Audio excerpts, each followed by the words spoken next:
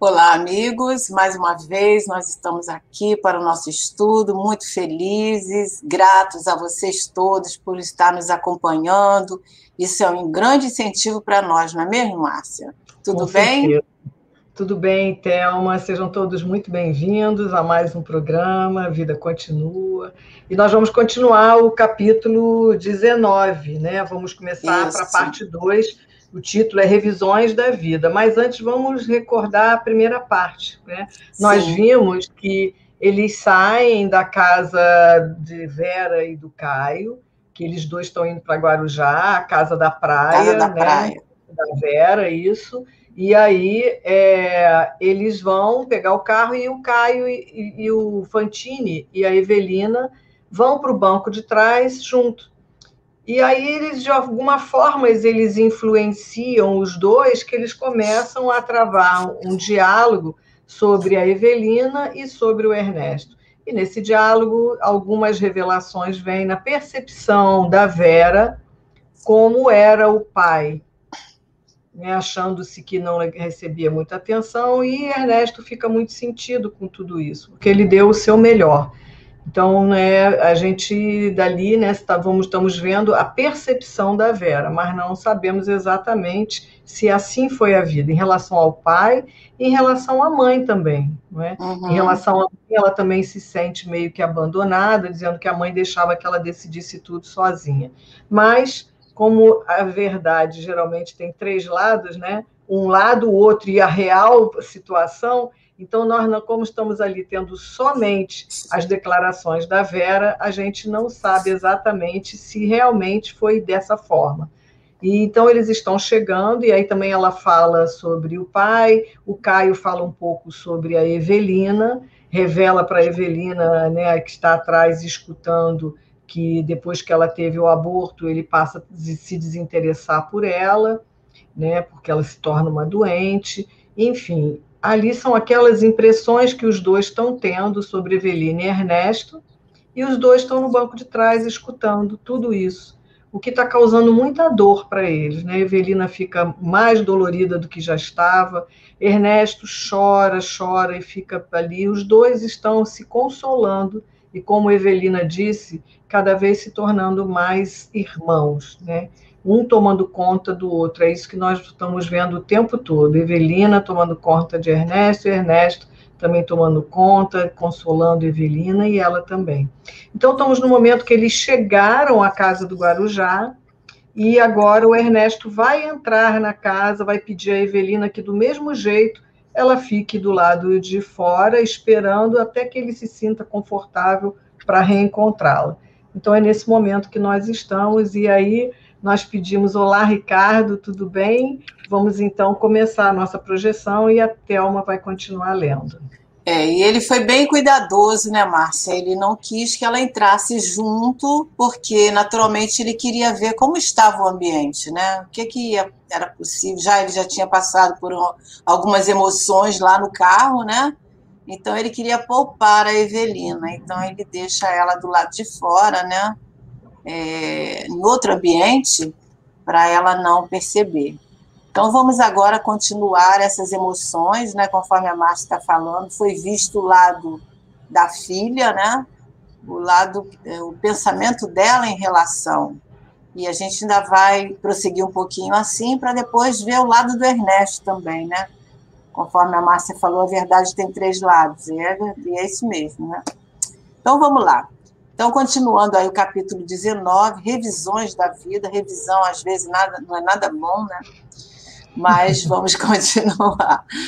Excitado, mas cauteloso, Fantine instalou Evelina em sítio vizinho, é isso que a Márcia falou.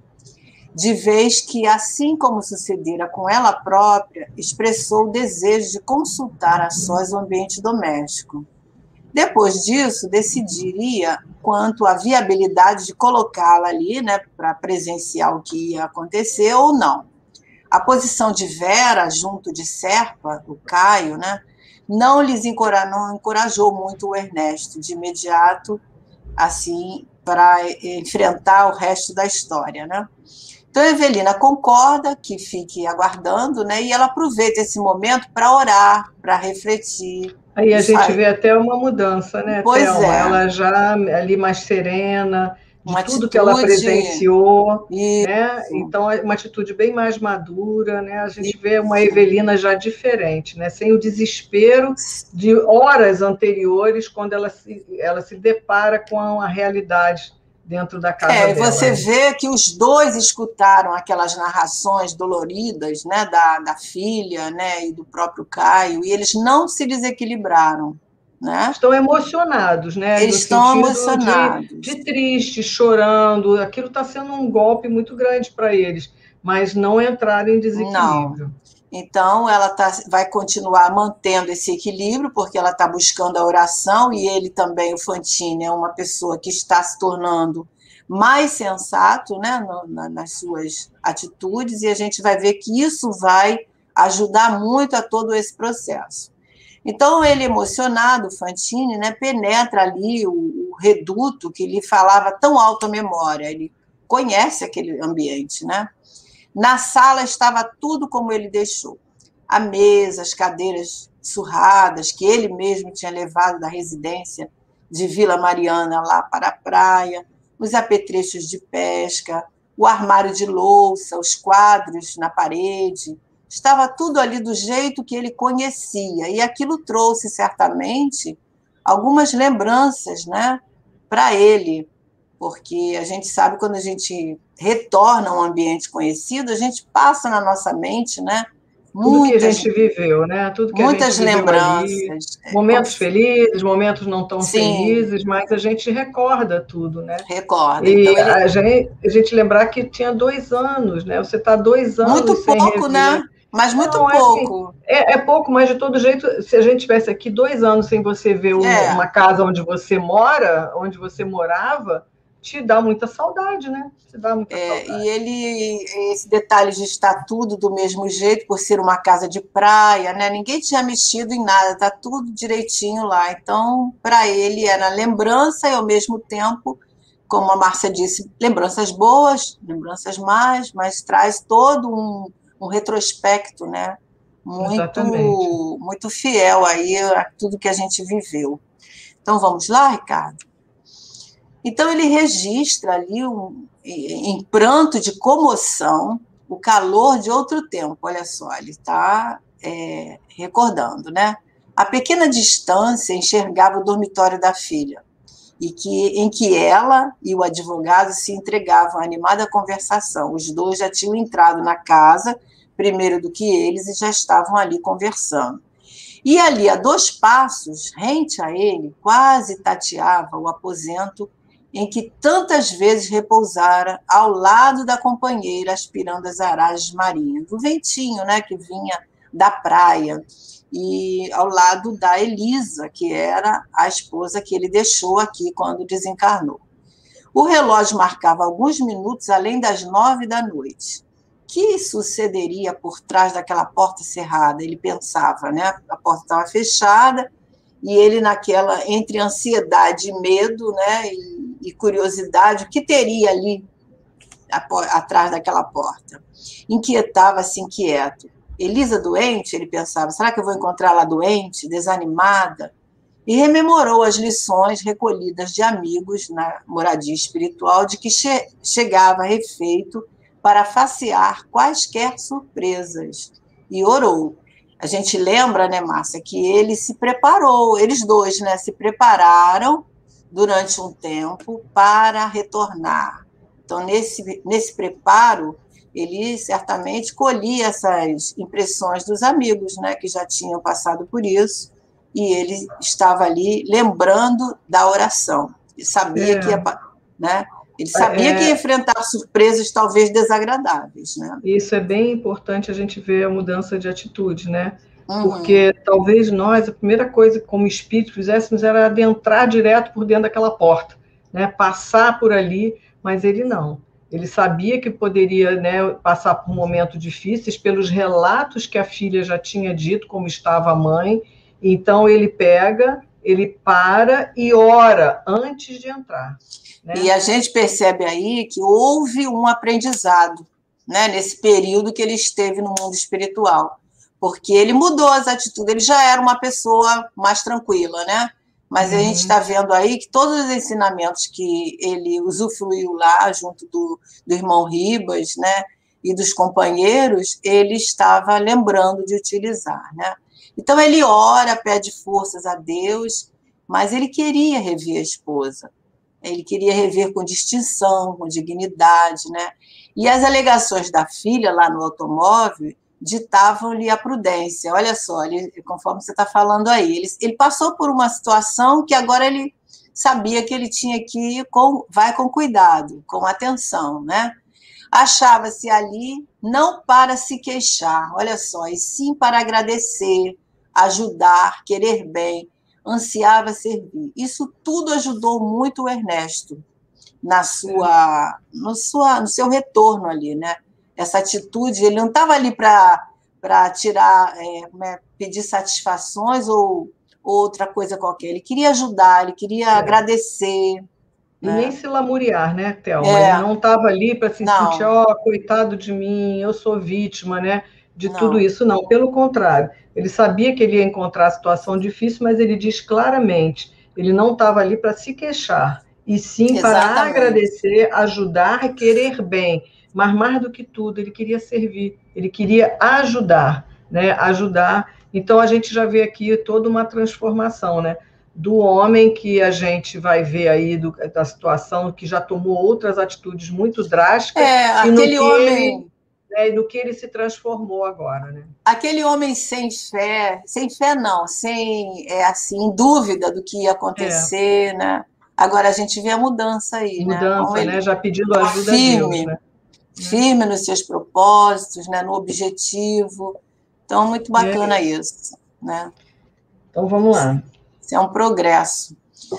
Com essa disposição, transpôs o limiar e encontrou-se dentro da câmara, dentro do quarto, que conhecia em todos os escaninhos. Jamais faria ideia do quadro que se lhe abriu de imediato à visão. Então, agora ele vai se deparar com uma cena muito... que vai trazer algum sentimento de surpresa muito grande para ele. Elisa descansava. O corpo magro, o rosto mais profusamente vincado de rugas, os cabelos mais grisalhos, ela estava mais envelhecida. No entanto, junto dela, estirava ali um homem desencarnado, aquele mesmo sobre o qual atirara tantos anos antes ao desvairar-se pelo ciúme. Estacou aterrado. Num átimo, recordou a última caçada que empreendera, integrando uma equipe de 3 companheiros, e na qual adquirira o remorso e o sofrimento que lhe havia acompanhado grande parte da vida. Sim, aquele homem, sem corpo físico, era Dedé, o colega da sua meninice, ou melhor, Desidério dos Santos, o assassinado, cuja sombra supunha ele haver removido para sempre da sua própria casa. Então, aí nós temos muitas surpresas, né, Márcia? Esse Dedé, que é o Desidério, ele é quem? Ele é aquele que era vocês lembram quando ele vai lá conversar com o irmão Ribas, quando eles vão começar o tratamento, que ele conta de todas as mágoas e as culpas que ele tinha, e ele conta para o irmão Ribas que ele tinha o melhor amigo dele desde a infância, que começou a querer, vamos dizer assim, né, a ficar com a esposa dele. E aí ele planeja, eles caçavam animais, né? Caçavam pássaros, essas coisas. Eles vão para essa caçada, não vão só eles dois, eles vão em 3, tem um outro amigo que vai também. E nessa caçada ele aproveita que é questão de tiros e tudo, e ele mata o Dedé, que é o Desidério dos Santos. Então ele conta isso para o irmão Ribas. E agora ele está vendo que esse Dedé, esse homem desencarnado, está ali imantado. A esposa Elisa. Então, e um detalhe aí, a questão do ciúme, né? Que ele matou ele por ciúme. Por ciúmes. E a esposa certamente o atraiu, né? Lembra que a gente leu que ela fica com raiva do marido, ela rasga os retratos, né? Exatamente. Ela não quer nem pedir prece, porque eles eram católicos, ela podia ter mandado rezar missas e tal, ela né? nem quis. Ela nem falou sobre isso, né? Então ela guardava aquela mágoa. A mágoa, os sentimentos negativos ali, certamente atraiu esse companheiro ali imediatamente para junto dela. Então ele está ali, ó, deitado ao lado dela, e o Fantini depara com aquela surpresa ali, ele fica estupefato, porque ele nunca podia imaginar isso, né? Que é o que ele fala ali, né?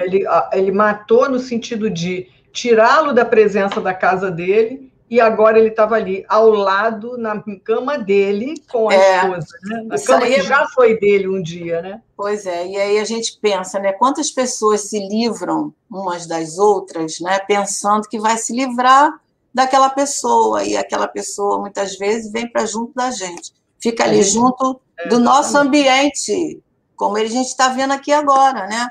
Quantos crimes que acontecem por aí, né? Que a vítima, por raiva, pela vingança, né? Eles voltam para o ambiente para estar ali.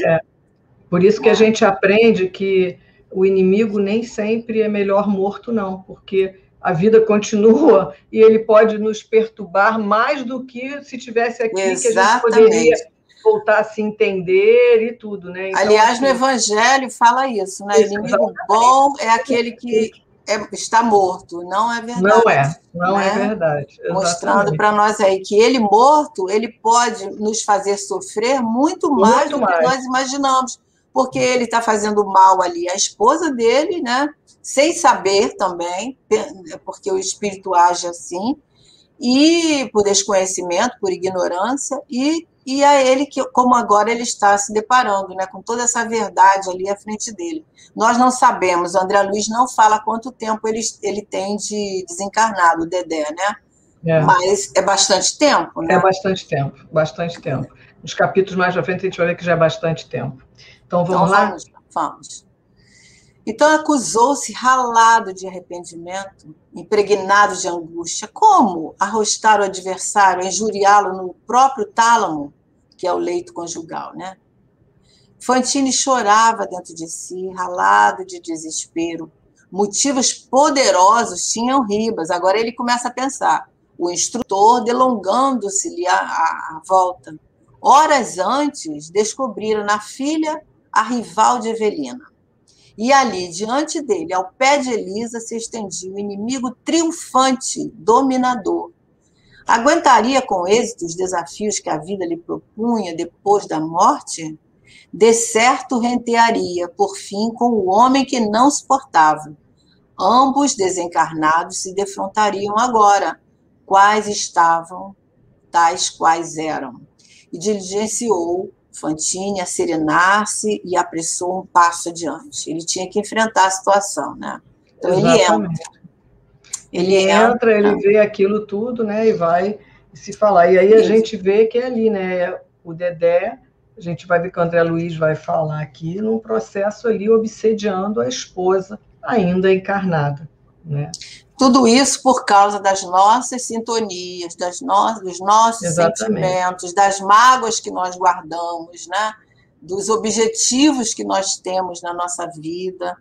Enfim, tudo leva a esse desfecho aí negativo, né? Então, e a gente vê ele desesperado, né? E ele vendo, aí a gente já comentou, né? Por que o Ribas, diante de protelou tanto que eles pediam, e o Ribas ainda não está na hora, ainda não, porque eles precisavam desse fortalecimento, desse equilíbrio, que a gente vê a Evelina lá já orando, ele orando, já acreditando em Deus, e vendo as coisas sobre um outro ponto de vista. Imagina se eles viessem logo assim que chegassem ao plano Morria de novo.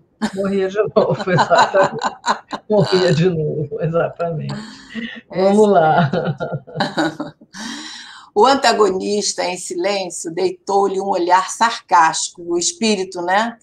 Ostentando a tranquilidade de quem se sabia num momento esperado, mas com estupefação para ele, Ernesto, a esposa e anotou a presença e desferiu-lhe o grito terrível. Quer dizer, ela percebeu a presença do Ela Fantine. Naturalmente, provavelmente é uma médium, né? uma Provavelmente mediunidade dela desavorada, ali. né, deseducada, né, e ela percebe ele, né? Ela E vê, aí né? Ela vê, vê, tanto ela escuta e vê, né? ela vê ele, e ela logo olha para ele e diz: maldito, maldito, rugiu, quer dizer, aos gritos, positivamente obsediada na penumbra do quarto, que o luar filtrado pela vidraça francamente alumiava. Fora daqui, tinhoso. A gente sabe que tinhoso é um adjetivo usado para falar de Satanás, né? Ah, isso, exatamente. Fora daqui, assassino. Assassino, socorro, Dedé. E ela sabe que esse espírito está ali do lado dela, porque agora ela vai pedir socorro para ele, ó. Socorro, Dedé, socorro, Dedé. Leva esse infame para fora daqui. Sai, Ernesto, sai, matador, matador. Entre mentes, Caio e Vera invadiram o quarto terrificados, e aí fez-se luz forte, porque eles abrem a porta, E entram, né? acendem a luz, né? Acendem a luz, e aí, como eles não percebem nem o Fantine, nem o Dedé, eles pensam que a mulher, a Elisa, está tendo uma crise de loucura lá, um desequilíbrio, conforme ela sempre teve, né? E por isso que o Caio se referia à louca, né? A desequilibrada da moça, da mãe. E, Exatamente. e aí, esse desfecho aí, onde ela não quer a presença Do Ernesto. do Ernesto. E é o que ela vai ficando desequilibrada, porque aqui André Luiz fala perfeitamente, né? Que ela estava ali obsediada, o outro é que basicamente a impelia a falar tudo que ela estava falando, e o que a filha via era esses diálogos dela com o Dedé durante o dia, normal. Então a filha fala: olha, vocês lembram que ela fala que ela agora deu para falar com os mortos? E os mortos, no caso, é o Dedé, que está ali constantemente ao lado dela. É aquele obsessor que ali está vivendo ao lado dela o tempo todo. E Na agora verdade, ela está vendo os dois, ela está ali vendo o Ernesto e também vê o Dedé, que está na cama ali com ela, e pede ajuda ao Dedé. Né? na verdade, ela está subjugada a esse espírito Exatamente. que tem uma ascensão sobre ela, né? Então ele está no domínio ali. Tanto que ela fala o que ele manda, né? E ele está dominando ali no ambiente. A gente vai ver agora pela próxima cena que ele domina a situação ali, né? A Então, gente vê no livro dos médiuns, né, com Kardec, quando ele, no capítulo 23, no item 240, ele fala dos tipos de obsessão. E no caso, no item 240, ele fala exatamente do que a Thelma falou. No caso, a Elisa estava sob subjugação do Dedé, e que ele diz que é uma constrição que paralisa a vontade daquele que sofre e o faz agir do jeito que ele quer que haja. Então, assim, que ela estava agindo do jeito que o Dedé ele queria que ela queria. agisse. Então, isso Por se quê? chama, no caso, uma subjugação, Subjugação. um Por tipo de quê? obsessão. O objetivo do Dedé era se vingar, porque ele Do Ernesto. achava, né, ele sabe, ele pensa que o Fantini tirou a vida dele. O próprio Fantini acha que aconteceu assim, né? Então a gente vai ver nesses trechos aí como é que aconteceu a história. Mas ele, então, quer a vingança.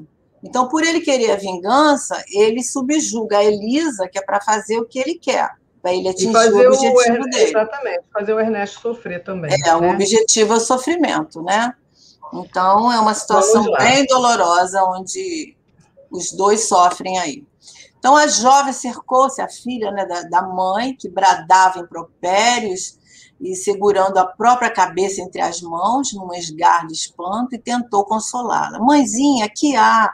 Estamos aqui, não precisa temer. Quer dizer, tudo pensando que ela está tendo uma crise. Ah, minha filha, a enferma soluçou. É seu pai, aquele infeliz. Agarrou-se à moça, qual criança assustada, e esticou o clamor, dando à serpa a impressão que de uma alienada mental, no mais fundo desequilíbrio. Seu pai está aqui, aquele canalha, não quero vê-lo, defenda-me, pelo amor de Deus. E aí o Caio É o Caio, né, que vai falar. Não, ela Não, fala, ela ainda fala. a filha. Voltemos para Não, São não, Paulo. não, a mãe está falando. Voltemos para São Ah, Paulo sim, hoje ela está mesmo. com medo, voltemos para São Paulo hoje mesmo. Tire-me daqui. Ela quer sair daquele ambiente, porque eles estão na casa da praia, isso mesmo. Então, o Caio, nesse momento, ele tem uma certeza que ela está louca mesmo.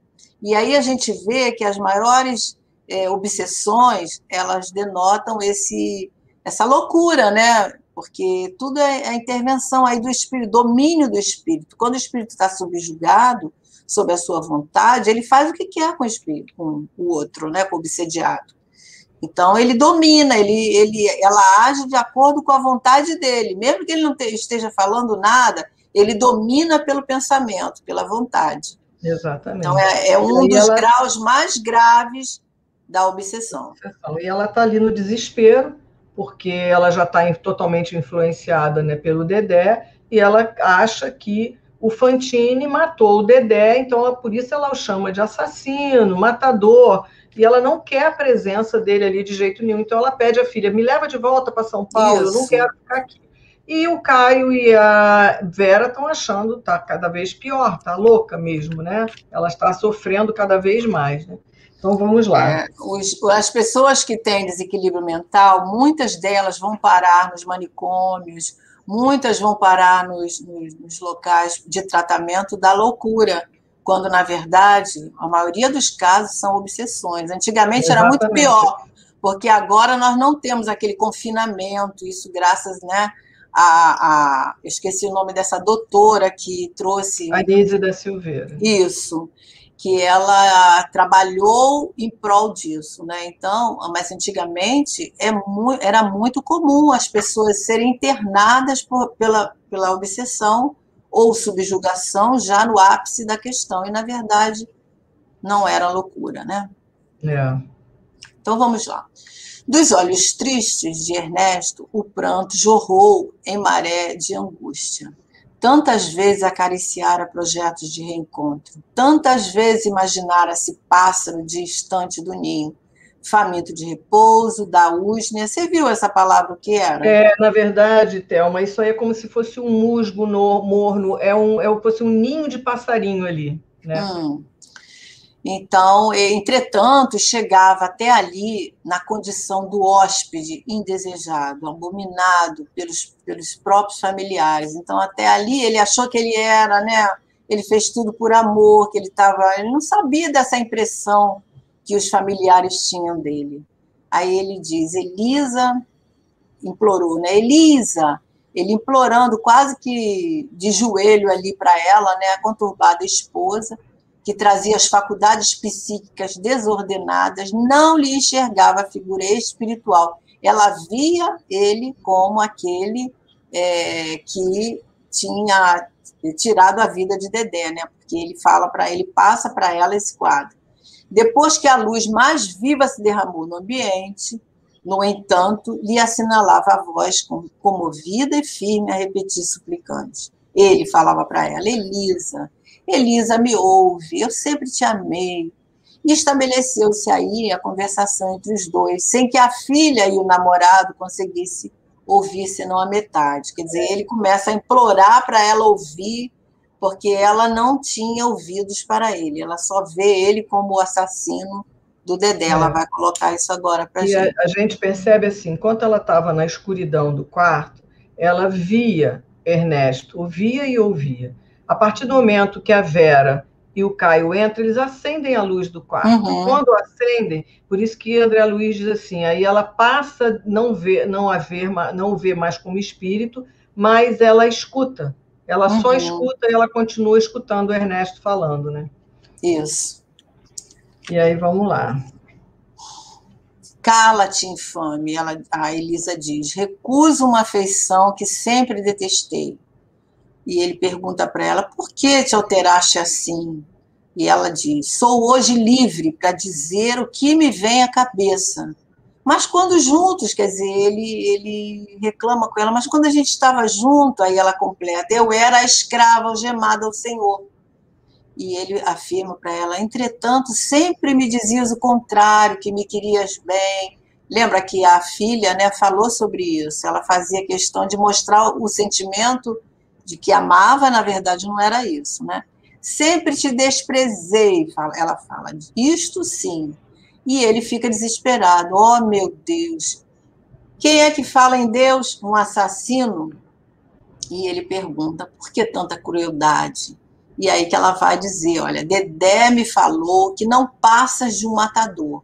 Então, tudo que ele diz para ela leva aquilo ali como se fosse uma verdade, uma porque verdade.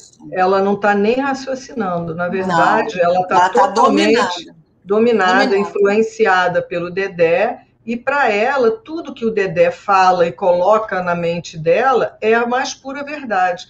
Então, como o Dedé diz que ele é um assassino, é disso que ela está colocando. Até porque a gente vai ver aí, né? Ela gosta do Dedé e já gostava. Então, na verdade, como se tivesse, ó, você matou aquele que eu gostava, né? É. A gente vê isso muito no mundo espiritual, que a gente está vendo aí que o mundo espiritual não é lá no lugar circunscrito, nem lá, né? É Exatamente. junto de nós, é os dois Exatamente. mundos em atividade constante, um comunica-se com o outro. Então a gente vê muito isso no mundo espiritual, espíritos que dominam o outro por essas questões de vingança, de poder, enfim, né, de sentimentos totalmente desequilibrados. Então vamos Exatamente. lá, Ricardo? Nessa altura do diálogo, fundamente estranho para os dois ouvintes reencarnados, quer dizer, o Caio e a Vera, que estava ali assistindo a mãe passando mal, vamos chamar assim, né?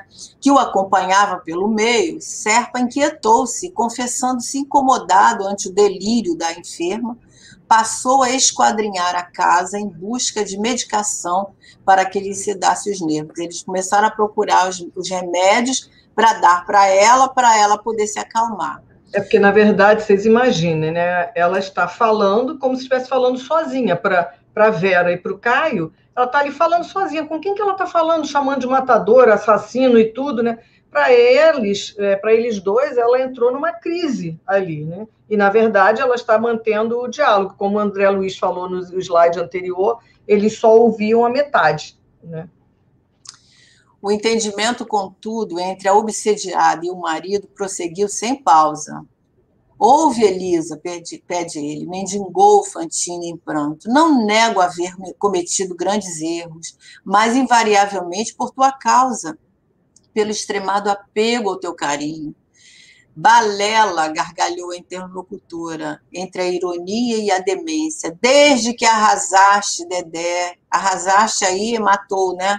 Passei a gostar dele. Acho que antes, Thelma, antes, porque ela vai falar que ela fala, isso aí foi antes dele morrer, ela vai falar aí, ó. Ah, tá. Verdade, me esqueci. É tanto detalhe e a gente se envolve, né? A qualquer momento a que vinhas em casa, isso acontecia, sempre para a infelicidade nossa, porque vivíamos juntos aqui. Quer dizer, quando ele morre, ele vai imediatamente para junto dela, porque ela diz aqui, ó, antes da tua morte, vivemos juntos depois, e vivemos juntos depois. Eles começam a viver antes da morte de Fantine e depois eles continuam ali nesse ambiente. Olha esse quarto. Dedé está no lugar onde sempre esteve. Então a gente fica pensando, Márcia, quanta coisa que existe, né, nas nossas vidas, né, nessas situações que a gente sabe que acontece por aí, né, dessas entidades que estão ali trazendo o desequilíbrio para casa, né? A gente vê aqui que André Luiz ele não coloca detalhes assim, ele é muito sucinto, né? Ele diz o que realmente aconteceu, mas a gente sabe que por trás disso tem muitas coisas que acontecem a mais, então, que ele, por misericórdia, né, para também não invadir o espaço das pessoas, porque ele diz para nós que essa história é verídica. Exatamente. Isso aconteceu. Então, ele coloca aí essas situações que a gente pensa foi muito pior do que isso que ele está contando, né? E, na verdade, assim, né? Então, o Dedé passa a frequentar a casa dele, passa a se interessar pela esposa do Ernesto. Ela começa também a se interessar por ele, ver alguém, né, se interessando interessante, por ela, né, interessante. Só que ela diz ali, olha, até então aquilo não estava assim, mas aí o que acontece? Fantine arrasa o Dedé, deve ter falado para ela uma série de coisas Deve ter sobre o tido Dedé. discussões, E aí, a partir daí, ela passa a olhar o Dedé de forma diferente. E aí, provavelmente, não tem muito detalhe, mas é o que ele está dizendo ali, eles se tornam amantes e os encontros deles são ali naquela casa do Guarujá. E ela ficava chateada, eles não queriam quando o Fantine ia lá. Então, até a morte eram esses encontros. Quando o Fantine morre, e quer dizer, o Dedé desencarna, né, porque ele é assassinado, mas depois que o Fantine morre, aí é que ele vem mesmo e fica ali obsediando ela e passa a viver com ela ali direto, né?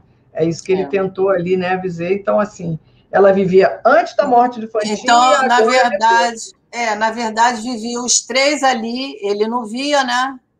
E ela pode estava ser ali. que ela já tá, que ele já tivesse ali influenciando ela, né? Pois já desde antes, né? Com certeza. E é isso. Vamos ao nosso último slide. Semelhantes declarações foram suplementadas de informes sobre os quais pede a caridade se faça silêncio. E isso que eu estou falando, porque o André Luiz ele é muito assim, superficial na história. Ele conta o que realmente é para contar, né? Mas deve ter acontecido muitas coisas que nós imaginamos. Não, eu acho que a questão do diálogo ali não é questão, não sei se é superficial, ele está sendo assim, vamos dizer, polido, né? Porque deve ter rolado ali diálogos da parte dela, de com palavras baixarias mesmo. Baixaria mesmo, então ele está preservando isso, ele não interessa colocar aqui no livro. Para então, nós não interessa, né? Porque não vai trazer nada de bom, né? Então, Ernesto chorava, né, diante daquela situação, ao passo que, de frente dele, olha o que vai acontecer, o adversário desencarnado sorria, escarnecedor. Nesse ínterim, o advogado surgiu trazendo a injeção calmante lá para Elisa, e Vera socorreu a doente agitada. Daí a instantes, a senhora Fantine atirou o seu travesseiro desfigurada e abatida. O remédio já faz efeito rápido, né? E justamente quando Ernesto transpunha a porta, se retirando ali do quarto, Desidério dos Santos, o inimigo, saltou do leito em que jazia, parado, né? E tomou-lhe a frente, transferindo brados terríveis. Desferindo, né? Palavras horríveis, né? Para ele ali, em frente a ele, né? Veio agora tirar. Agora é a vez, né? A vez, né? Ele estava ali influenciando a esposa, falando. Mas quando ele viu que o Ernesto ia embora, ele falou, não, agora o negócio... Agora vamos nos entender, né? Agora a questão somos nós dois aqui, porque ela já dormiu. Então ele agora, você não vai embora assim, não. Agora vamos nós conversar, e aí nós vamos ver isso, tudo que vai acontecer da conversa deles dois no próximo. Que não deve ser agradável, né? Com certeza, não. Agradável. Nesse clima aí de sofrimento, porque isso aí traz um desgaste psíquico muito grande. Quem é médium sabe disso, né? Exatamente. Nesses ambientes, eu já estou aqui sentindo. Porque é um ambiente muito, né, delicado de sensações e emoções que se misturam. Então, ali esse ambiente todo impregnado com essa vibração, nada boa, e não vai ser fácil para o Fantine, né? Enfrentar esse momento difícil de dor, de acusação, de colocar às claras ali tudo que aconteceu, reverberando a raiva desse inimigo do passado. Imaginem vocês o que não vai ser. Dá para compreender, né? Alguém que se vê assassinado pelo outro, dá para entender que como é que está ali o Desidério, o Dedé, e esperando por esse momento, de ter a oportunidade de encontrar com o que ele sabe que está morto, né? Ele tem plena noção de que ele está desencarnado. Então, ele está ali aguardando a oportunidade de encontrar o Fantine para ele poder continuar com a sua vingança, que é o que ele quer, né, em relação ao que foi o assassino dele, que ele acha que foi o assassino dele.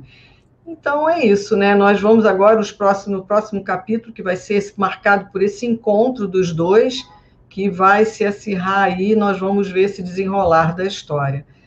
Então, para nós, assim, pena que acabou, mas Até a nossa próxima semana, até o nosso próximo episódio. Foi assim a nossa gratidão de estar com vocês aqui, que vamos continuando o nosso estudo e até o nosso próximo encontro. Que Jesus nos abençoe.